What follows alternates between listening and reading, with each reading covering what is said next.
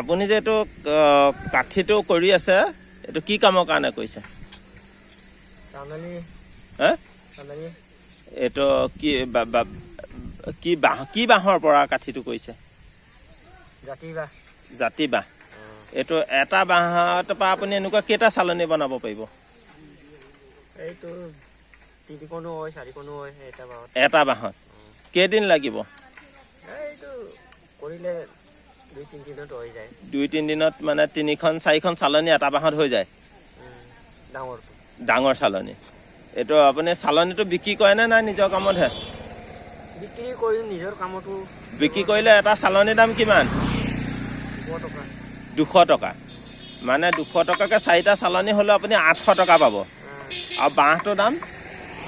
40 টকা 40 টকা 40 টকা এটা বাঁহ আপুনি চালনী বনাই বিক্ৰী কৰিলে 800 টকা পাব কেইদিন লাগিব 2 দিন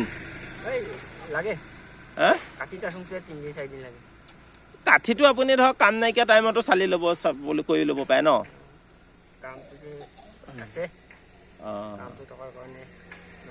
কাঠিটো কৰাৰ পিছত আপুনি চালনীটো কেতিয়া বনাব বা এইটো আধা হ'লে বনাম আৰু আজিয়ে বনাব পাৰিব না আজি কাঠি চাচি হ'লেহে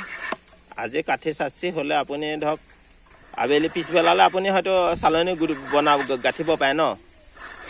বনাব পাৰোঁ এইটো বুজিব নোৱাৰে বুজিছোঁ ঠিক আছে বাৰু আপুনি আকৌ যেতিয়া চালনী বনাই থাকিব মই তেতিয়া আকৌ আপোনাৰ পৰা চালনী বনোৱা এটা মানে আপোনাৰ পৰা মই ভিডিঅ' ল'ম আপোনাৰ নামটো কি কি দলে জিৰাই দলে বিৰাই এনে বয়স কিমান মান হৈছে 50-60 হ'ল ঠিক আছে ধন্যবাদ